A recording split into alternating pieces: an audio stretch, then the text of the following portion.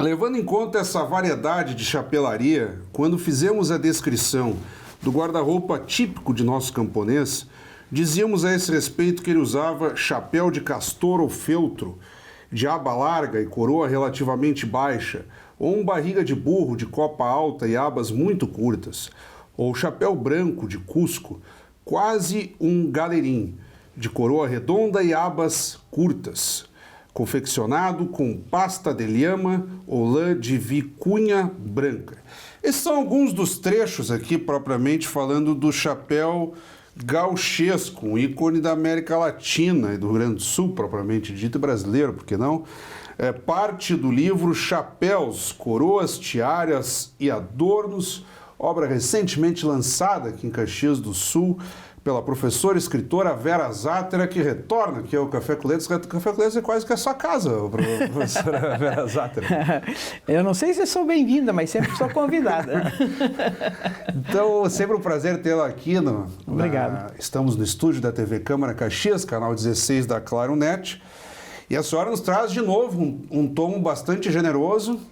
E no raio de alguns meses, né? Porque há poucos meses a senhora já esteve aqui com outro livro nessa mesma pegada da moda, mas agora com um enfoque específico nos chapéus. Parece algo simples, mas não é.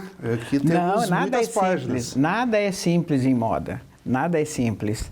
A questão dos chapéus é apenas um acessório do conjunto do traje. Então, vai do gosto da pessoa, vai do clima onde ela mora e a gente inicia o livro sempre contando a questão histórica, né, de como surgiu aquela coisa toda. E vamos dizer assim que o início dele é que ele era um protetor de intempéries, né? Sempre foi. Depois ele vai, conforme vai andando a história, ele se torna um símbolo de status. Dependendo da classe econômica e também na questão da realeza, ele se torna a simbologia do seu cargo, não é? Sim, e por exemplo aqui, ó, eu estou dando uma rápida folhada, acho que vou iniciar pelo final, para não ficar tão difícil de marcar aqui, porque são muitos chapéus para mostrar. O clássico Borsalino. Ah, sim, nós temos vários clássicos. Nós temos o clássico Borsalino, que é italiano, tem mais de 100 anos a casa, e que se dedica principalmente à questão invernal, né? Aqui o registro, enquanto a senhora vai falando, registros aqui no cinema dos anos 40 a 60. Sim. Até essa data, mais ou menos, Fábio, o chapéu era praticamente obrigatório. Ele fazia parte realmente do terno e até vinha acompanhado, às vezes, com a bengala, né? Então, era, vamos dizer assim, a elegância da época era com chapéu. Né? Aqui o clássico Panamá. Que e até hoje o pessoal na praia, às vezes o sujeito mais desavisado lá quer fazer uma brincadeira e tal e adquire o Panamá para ir para a beira da praia. Acontece muito isso também. Não sei se é só brincadeira. O Panamá também tem mais de 100 anos de idade e ele é tramado manualmente até hoje com a palha torquija, que se diz, né, em espanhol. E ela tem várias densidades, ele tem várias categorias, vamos dizer assim, né? Ele é considerado de qualidade a partir de uma trama que tenha mais do que 6 ou 8 tramas, a trama propriamente dita da palha. E chega até 35. Quando chega nesse 35, eles chamam de Monte Cristi, e ele é um chapéu que demora quase que 3 meses para um artesão complementar. É um chapéu que hoje, mais ou menos, nós poderíamos dizer que ele chega a 15 mil reais. Aqui remonta ao período que Theodore Roosevelt visitou o Canal do Panamá. Ah, sim, foi ali que ele ficou famoso, não que ele não existisse início antes. do século XX, né? Inclusive ele se chama Panamá por causa do Canal do Panamá, mas na verdade ele é feito no Equador. Ele é equatoriano, né? E no momento da feitura do Canal do Panamá, ele foi comprado em grande quantidade para fazer os serviçais todos, os ajudantes, enfim, para que se protegessem do sol. Aqui nós remontamos, a senhora nunca foge do tradicionalismo gaúcho. Eu acho que Como é que eu vou fugir? É um dos pilares da sua, obra. Eu sempre trabalho. E aqui o chapéu ganha destaque. É que você sempre me acompanha, deve já reconhecer que eu começo. Eu sempre digo que eu começo do começo, com a história universal, e entro no Brasil e venho até terminar em Caxias do Sul. É esse meu trajeto normal dos meus livros. Então, é claro que para chegar em Caxias... Aqui tem uma foto da senhora, inclusive, com... esse momento foi interessante. Chapéu gauchesco feminino. Esse momento ali da foto foi interessante porque eu estava aqui na Expo Inter, né, aqui perto de Porto Alegre. Esteio. De Esteio, exato. E eu pedi para o rapaz que vendia os chapéus qual é que era o chapéu que eu poderia usar sendo eu feminina. Nós não vamos confundir que isso foi há 30 anos atrás, né? E ele pegou esse chapéu, modulou todo a copa, ele modulou a copa, modulou a aba, colocou na minha cabeça e disse, esse é o seu chapéu. Então, esse chapéu aí é considerado, na questão histórica, né, é considerado de dupla finalidade, tanto masculina quanto feminina, né? E ele especificamente, dessa forma que ele está com a aba, ele se chama de beijar parede. Ele está um pouquinho arrebitadinho. Exatamente, assim, né? Ele levanta a aba da frente, por isso que se chama de beijar parede, né? Quando encosta na parede, a aba vira. E se esse mesmo chapéu tivesse que ser adaptado para um homem, daí... É a mesma coisa, mas só que ele... Na verdade, todo chapéu gauchesco, em geral, tu compra com a copa normal, que eu digo, né? Alta, arredondada, e a aba média. Não é nem pequena e nem grande, né? Tem os grandes e tem as pequenas. Mas, em geral, ela vem em média. E aí tu formata a teu gosto. Uhum. Tu podes fazer a copa em 4 volumes, tu pode fazer ela em diamante, que a gente chama, que é a parte que vai para frente. Tu pode fazer a gauchesca, que é arredondada, que é o que eu mais gosto, é essa aí, né? Ela é arredondada e é abaixada na sua copa. Ela não fica com todo o entorno da copa, ela vem para baixo e depois tu faz... Mas existiria uma universalidade, por exemplo, no caso do chapéu gauchesco, de homens e mulheres poderiam usar o mesmo chapéu? Eu acho que hoje não tem distinção. Hoje tu podes usar qualquer um deles, tanto a feminino quanto o masculino. Não tem, porque não existe o chapéu da mulher, existe o chapéu gauchesco. E esse é o que acontece, é isso que eu estava comentando, que tu podes formatar ele do teu jeito. Quer dizer, se tu quiseres ele mais feminino... Que é o caso aqui na foto que a senhora posou. As meninas, em geral, hoje, usam usam o chapéu com a aba absolutamente reta. É um pouco chileno. Ele é um pouco chileno. Uhum. O Chile não dobra as suas abas, né? Ele deixa ele exatamente reto. E as meninas têm optado por esta forma. Eu acho bonita também.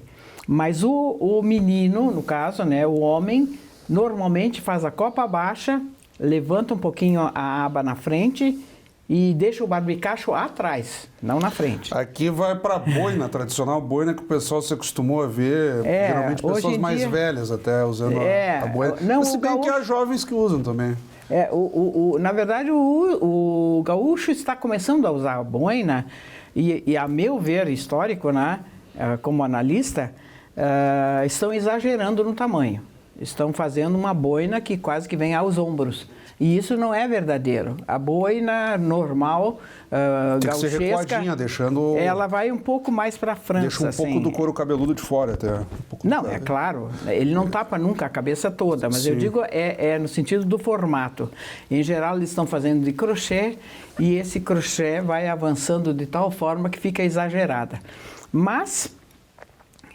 Eu desconsidero que passa por moda, né, Fábio? Eu historio aquilo que depois de 50 anos já se formatou como histórico, né?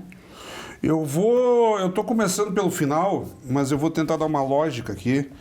Talvez vamos tentar fazer uma costura a partir da família real britânica. Que sempre... Quem sabe a gente começa dizendo assim, Fábio.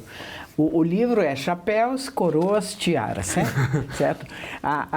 Os chapéus... Mas eu iria costurar que os chapéus da coroa britânica já com as tiaras que estão lá. Sim, mas o chapéu britânico é atual.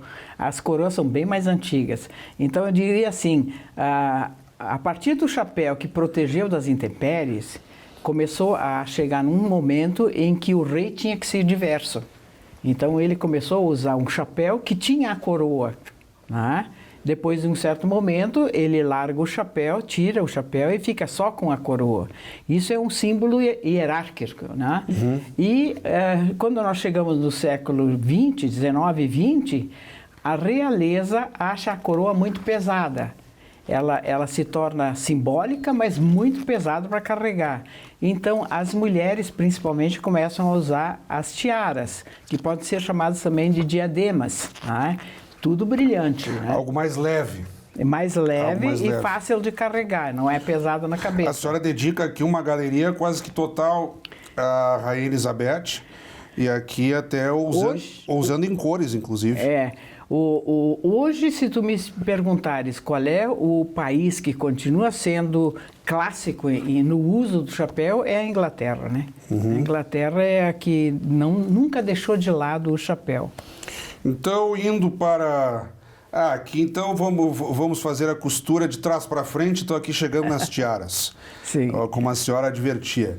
Tiara Spencer, aqui usada pela princesa... Todas as tiaras têm um nome, para se distinguir de outras, não é? Pela princesa Diana, aí um modelo de 1919.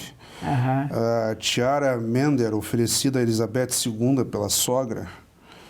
Princesa Mary Louise, tiara de rubis birmanesa. Tiara das damas da Grã-Bretanha e Irlanda, aqui é a própria Rainha Elizabeth, pois ela também... Como que foi essa transformação? Hoje nós veremos, por exemplo, a Rainha Elizabeth, ela passa naqueles carros fazendo grandes aparições públicas, ou em jardins, ou em situações mais informais, sempre de chapéu. Há uma situação ainda em que a coroa britânica vai se apresentar com uma tiara, então, ou isso caiu um pouco? Especificamente, Elizabeth II tem a coroa propriamente dita, que ela usa na hora que abre o ano público, vamos dizer assim, da Inglaterra, né? E ela substitui, e até posso te mostrar se tu quiseres aí, ela substitui por uma tiara nos momentos formais, tá? Nos momentos formais ela substitui por uma tiara que simboliza a Inglaterra. Veja bem, isso é uma coisa.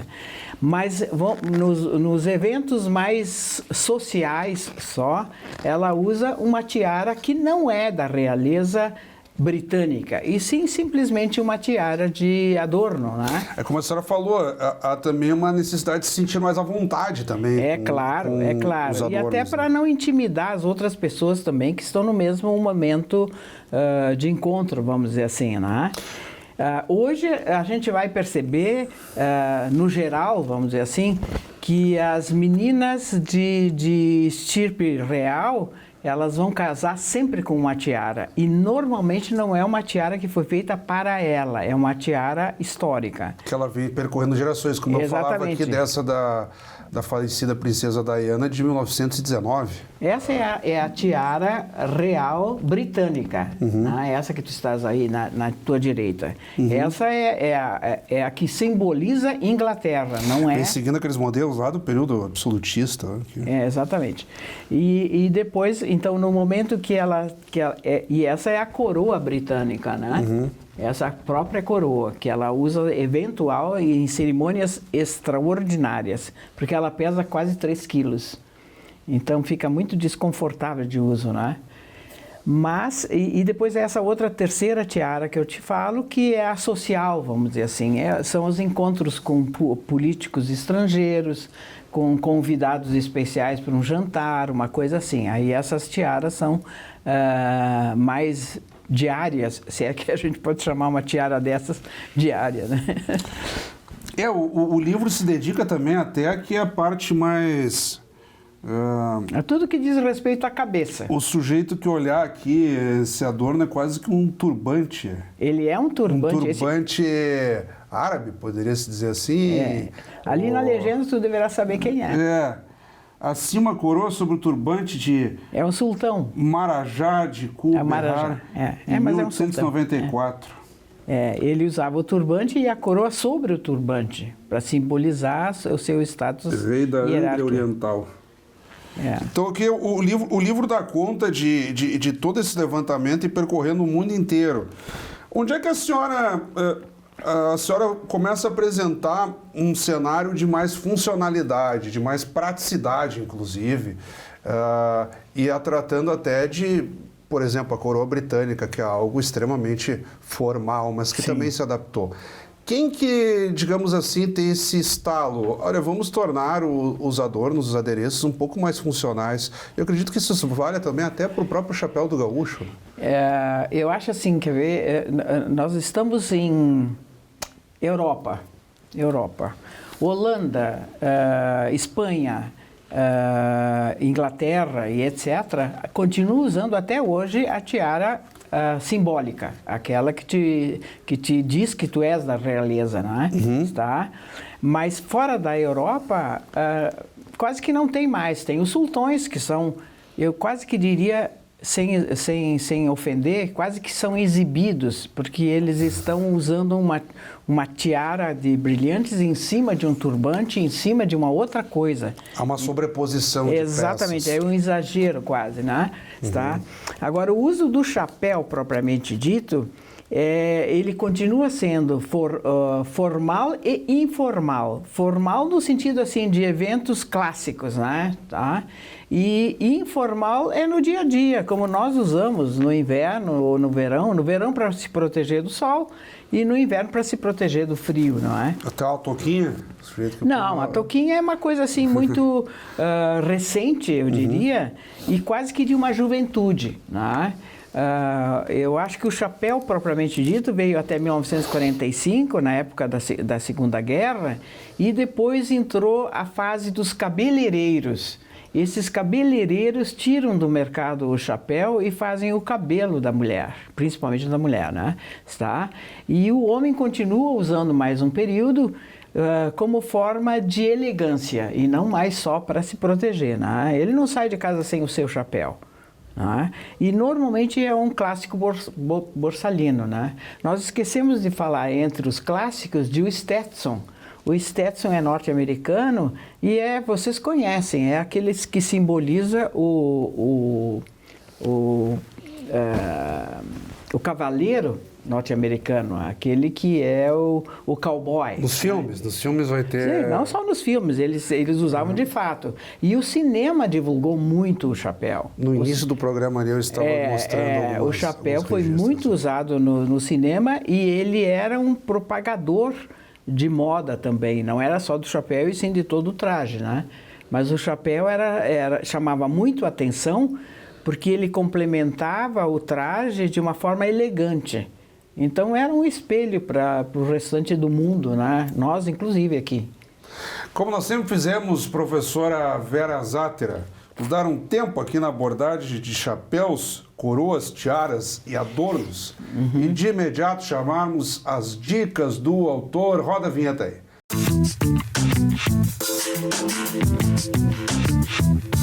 As dicas do autor, recebendo aqui a professora e escritora Vera Stedley Zátera.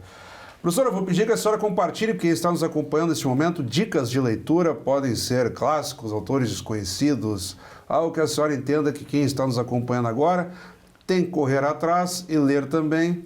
Faz uma dica. A minha dica é sempre procurar a história, não importa de quem. Que seja a história e que seja verídica, não aquela que é romanceada. O romance é interessante, etc. e tal, mas o conhecimento só se adquire olhando a história real.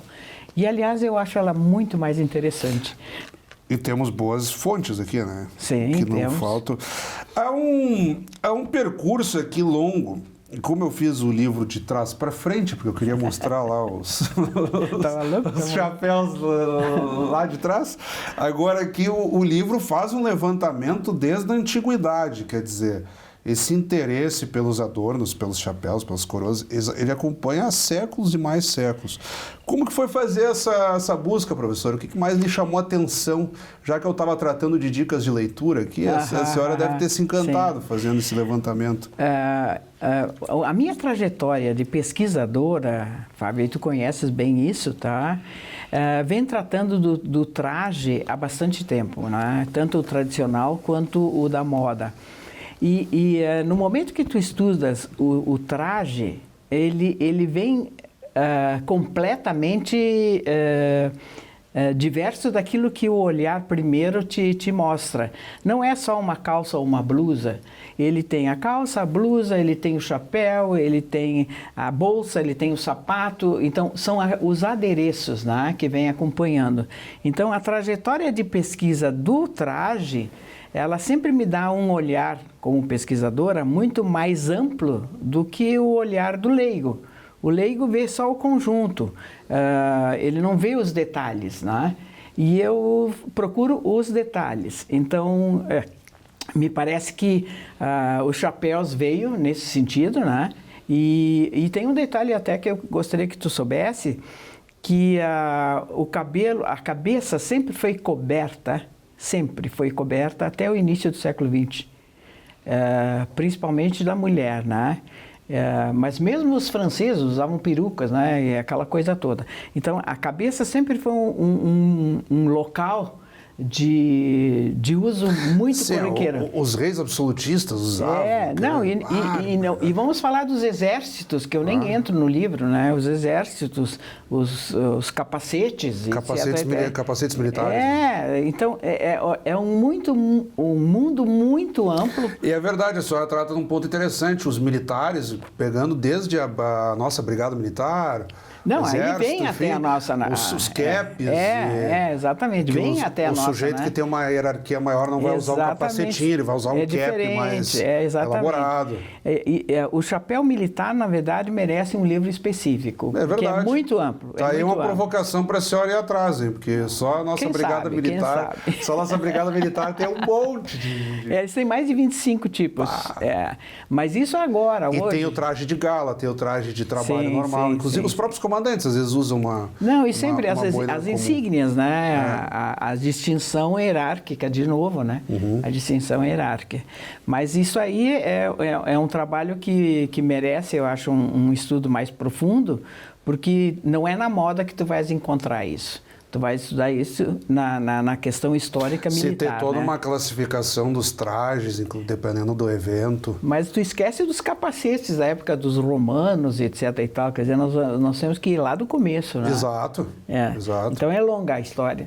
Mas é interessante. E sempre é provocativo. Bom, então a senhora tem o dever de retornar aqui. Mas eu tenho um outro antes. Tem outro. Mas uma pergunta que eu sempre gosto de fazer, professor, à luz disso tudo.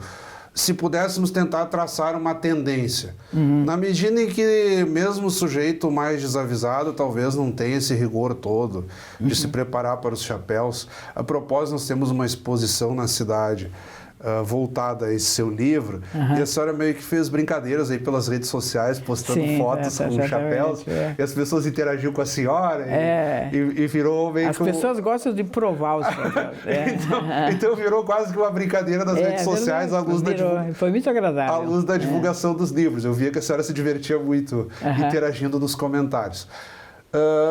Como é que o sujeito hoje se posiciona? No sentido, eu de repente não vou colocar lá o chapéu de Panamá porque ainda não estou num clima de férias. Eu associo muito o chapéu Panamá a um clima de férias. Mas o sujeito no dia a dia, como é que ele vai se preparar para os seus chapéus? Ele não tem que se preparar, essa é a questão. Eu vejo assim, 90% das pessoas que foram na mostra, que conversaram comigo, acham o chapéu uma coisa linda, principalmente as mulheres, acham ela uma questão linda. Só que elas ficam constrangidas de usar o chapéu fora da praia. Por isso que eu estou lhe perguntando. Tá? Mas eu acho que isso tem que ser esquecido.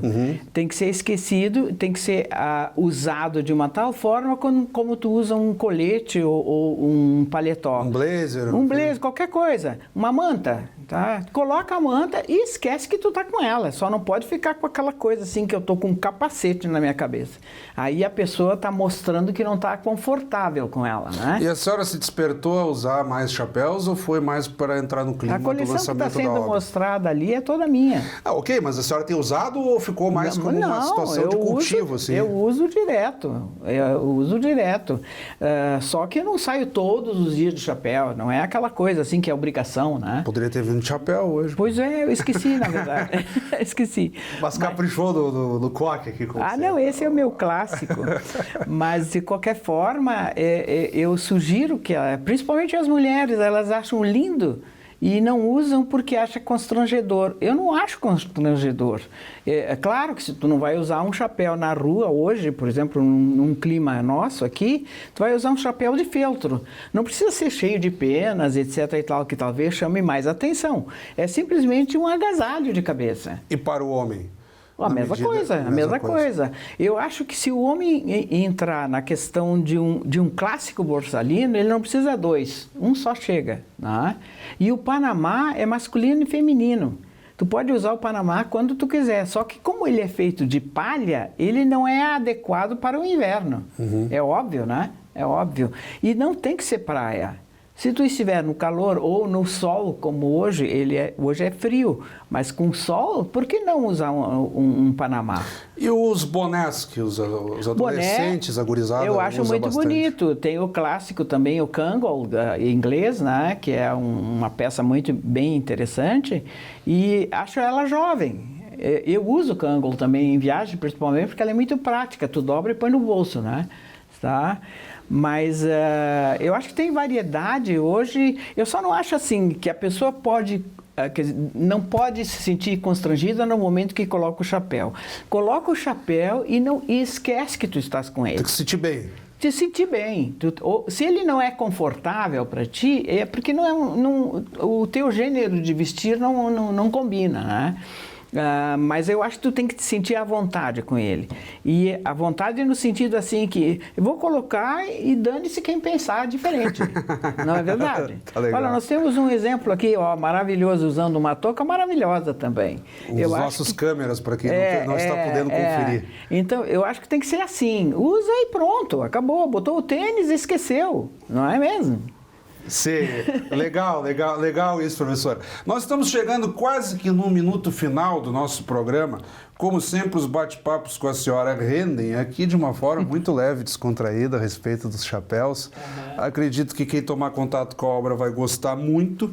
Como sempre, não tomo Ela está sendo vendida onde tem amostra. Eu vou pedir já para a senhora divulgar isso. Como sempre, bastante caprichado, em papel couché, um formato muito legal. Tenho um formato clássico meu, né? E aproveitando uma última pergunta, como que foi para reunir essas fotos todas? Que eu acho que o livro é fantástico do ponto de vista também de ser folheado como álbum. Tem mais de 800 imagens aí. Ele tem que ser lido, mas ele tem que ser muito observado. Como se fosse um álbum, eu tenho adotado esse sistema fotográfico. Fantástico, aliás. Porque eu acho que ele auxilia muito na compreensão do que tu estás falando no texto, né? Às vezes o texto te explica, mas a pessoa não consegue compreender como é que ele é, né? E eu acho que a imagem diz muito. No meu caso, especial de pesquisadora, eu vou até acrescentar para você. Uma imagem me conta muito mais do que o teu texto, porque a tua interpretação de texto pode ser que não seja a minha. Né? Então, eu acho que a imagem ajuda muito. Sim, nós estamos tratando de moda, né? Quer dizer que a imagem ali ela é definitiva, né? O chapéu era exatamente. Assim, e naquela época, né? Então, ela identifica a época e o gênero, vamos dizer assim, o sistema que se usava e de que forma se usava na cabeça também, né? A senhora pode fazer, então, uma breve explanação aí sobre a mostra, sobre a exposição em si, fazer o convite aí, se encontra nos últimos dias na Casa Faro? Exatamente, ali na Plácido de Castro, 1053. O que eu acrescentaria é que no livro nós temos as 4 possibilidades de uso na cabeça, mas principalmente no final tem uma amostragem da coleção do Metropolitan Museum de Nova York, que eu considero uma das melhores coleções do mundo sobre chapéus, né? Está. Tem um pouco da coleção aqui de Caxias, né? E tem a minha coleção privada também. Aqui, coleção Vera Zatter, já estou na página aqui. Exatamente, essa está sendo mostrada ali na Casa Faro. Então, né? quem não puder conferir a exposição, o próprio livro aqui guarda essa surpresa. Estamos entregando o final do livro. E a coleção caxiense, vamos dizer assim, tem uma coleção no Museu Histórico, que tem uma coleção respeitável. A propósito, desculpa interromper, há um espaço aqui também para as revistas de moda, de 30 a 2000 aqui. Quando se usava o chapéu. Um breve mosaico aqui, bem legal também de se acompanhar. A senhora guarda como essa coleção de chapéus em casa? Em caixas. Em caixas? Em caixas de papelão com ventilação e fora da luminosidade, né? Uhum. Mas eles não é caixa individual. Eu chego a jogar 10 chapéus na mesma caixa. Mas de modo que eles não se pressionem. Porque dependendo do tipo de chapéu, o formato que ele é, tu tens a copa dura, vamos dizer assim, engomada, né? Que tu não pode apertar. E tem outros que se amoldam. São maleáveis. São maleáveis. Então, E os chapéus de palha, normalmente, não podem ser amassados, né? Tá aí, tá uma dica de pauta para nós. Uma hora fazer uma matéria sobre a sua coleção aí. Que legal isso. Mas o que eu quero dizer é que é um elemento pequeno e não toma muito espaço numa galeria, por exemplo, ele se perderia, né? Uhum. E na loja ficou bem interessante. A senhora tem coleção, então, de chapéus, vestidos, o que mais que nós poderíamos... Se tu pensar em documenta, que é aquilo que eu dei para a universidade, eu tenho mais de 3.000 peças lá, eu não vou te nominar todas. Que maravilha isso, que maravilha. Claro que a senhora não tem nem mais como guardar. Não tem como, né? Não teria nem como guardar. Professora Vera, como sempre o papo se estende com a senhora, eu fico muito gratificado aqui. Obrigada pelo convite mais uma vez. Comentar sobre a obra. O que vem por aí? Qual é o próximo livro? Ano que vem eu continuo nos acessórios. Isso aqui vai render Feira de Livro ainda? A senhora pretende fazer alguma... Não, a Feira de Livro não rendeu para mim aquilo que eu esperava. Tá. Eu fiquei muito feliz em ser convidada, a primeira, e até agora que eu saiba, eu sou lá única. 2016. Nós gravamos, como inclusive. Pesquisadora e não como... Pesquisadora homenageada. Exatamente. Eu lembro disso.